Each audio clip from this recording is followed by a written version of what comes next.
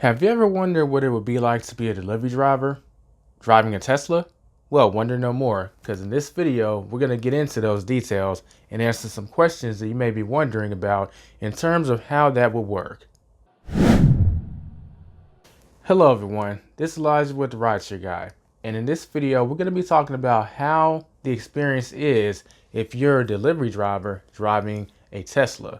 A lot of people have a lot of questions in regards to EVs in general, but specifically in the gig economy, many people have questions such as how would you make it work? How would you charge the battery up?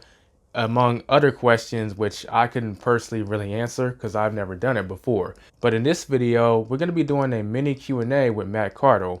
Matt has been in the gig economy for quite some time, and a little while back he decided to get a Tesla. He drives for Doordash and Uber Eats with that Tesla, as well as the rideshare apps such as Lyft and the regular UberX, and some of the higher platforms on the Uber platform.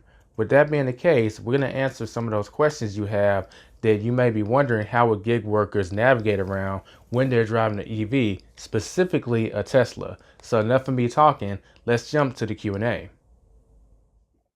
So Matt, I want to ask you, the EV side is pretty interesting, but a lot of people may actually be wondering, how long have you been driving for these delivery apps and making money in general? The delivery apps are are more recent. I should say that I started doing rideshare driving like over 5 years ago. Maybe Uber Eats probably 2 or 3 years ago, and then I added DoorDash just right during the pandemic. So that's really where my food deliveries picked up during this last year and a half. Okay. I have a similar origin story. I started out as a rideshare driver. The only difference is I don't have an EV, so you've got one up on me. Yeah. Well, I'll tell you, I started Uber in a Ford Focus, so I've I've done both. But I Right. need the rideshare driving in order to afford the Tesla. I can't afford the Tesla without having a side hustle. Right, of course. Yeah. Yeah. Okay. So speaking of the car you used to have and what you're driving now, what made you want to get a, Tesla to drive delivery and rideshare? That's a really good question. To be honest, I always thought that a Tesla is $100,000 car and I'll never afford it. But when I've learned that the Model 3 is priced affordably, and I was able to crunch the numbers and see that with doing Uber and Lyft and DoorDash, that I could afford the payments and enjoy the car, I went and test drove it and thoroughly enjoy it. So that's how that came to be. Okay.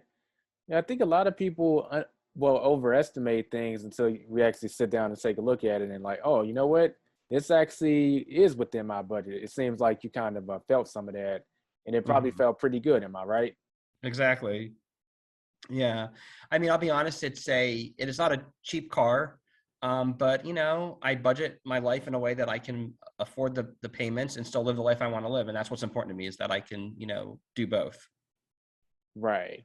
So Okay. And you did mention this, but just in case anyone in the audience missed this, what kind of Tesla do you drive again? it's a Tesla Model 3 Standard Range Plus. Okay. And the standard range plus, that would be the range of the EV. Correct. I think it's the Tesla Model 3 Standard is like the lowest vehicle in that class, and then the Standard Range Plus is the one step up. So maybe gets you a little bit better battery range, and it also includes the autopilot features. Because last month I took a trip and I rented a Tesla through Turo when I was traveling, and I got the lowest Tesla, and it wasn't the same. Like I missed some of the features I have in my own car. Oh, okay. Yeah, That had to be quite the experience. exactly. So yeah, so now yeah, so seen them all, but yeah, so that's the one I have, and it's about a 200-mile range battery right now, which may not be perfect, but I've learned that with all the driving I do and all the charging I do, my battery may not be in the best shape compared to the average Tesla owner. And we're gonna get into that a little Okay, later. sure. But I'm pretty sure a lot of people in the audience are probably wondering about earnings. Like, how does like having an EV or Tesla impact like your earnings as a delivery driver? So like, how much do you drive on average for your delivery rides? Um, so are you saying like per week or per trip or I guess? Well, we can rephrase the question. So Okay. like, out of all the driving you do, let's say on a weekly basis, Mhm. About how much would you say of that is in delivery rides? Like, Okay, I see what you're saying. yeah. Um, it's hard to say. I want to maybe say 50-50 or maybe 60% deliveries these days and 40% people. I kind of turn all the apps on and just take the rides that, seem to meet my standards of, what I choose to pick up. So it's hard. I really don't have an exact number. During the pandemic, it's a lot more food deliveries, but I think now I'm getting more, if the peoples are picking up for sure. Okay, so like for instance, you'll have like different apps on like Uber and Lyft, and you have deliveries on Uber also, so that's Uber Eats and Correct. DoorDash, for instance. Correct.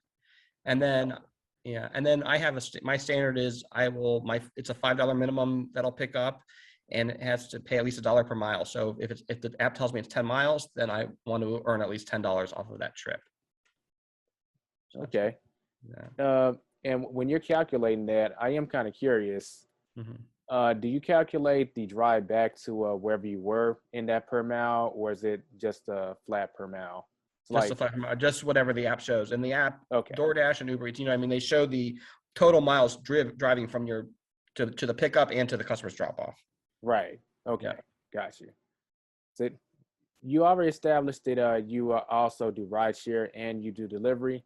Mhm. Like, what would you say your average earnings for delivery versus rideshare? Like, which one do you make more money with? That's a good question. Um, I'm, I I'm may, sure those numbers were probably upside down pre-pandemic, right? yeah, I, I might make more money on deliveries because I have more control of the deliveries that I accept. Um, you know, and I think I also get better tips sometimes on deliveries because the customers are prompted to tip when they place the order, whereas customers are not prompted to tip on rideshare rides. So they may not look at the Uber or Lyft app again until a week later when they request their next ride and may not think about tipping. Oh, So I do find I think I've earned good tips through, or at least consistent tips, let's say, through rideshare or through delivery driving. speaking of tips, like, what are people's responses when you're picking them up for rideshare driving? Like, and do they actually tip better when they see you're in a Tesla? Like, oh my gosh, she's in a Tesla. I've definitely earned some good tips, and oftentimes people, I would say, probably 80% of the people comment something about the car, or tell me they have never been in one before or how cool it is, Um, and I mostly drive Uber Comfort and Lyft Lux. Hmm. I turn on the other platforms when there's surges or bonuses or quests I'm trying to make to hit those standards. And honestly, when I pick somebody up with Uber X, their first thing is, "Oh, why are you driving this fancy car in Uber X?" And I say to them, "I'm just trying to make your day better." It's always a nice treat for people when they're, when it's like, I wasn't expecting this, and I'm pissed off as I'm having to take an Uber to work, but at least get the nice car to go to work. Well, the good news is you lightened up their day in a way that didn't cost you anything.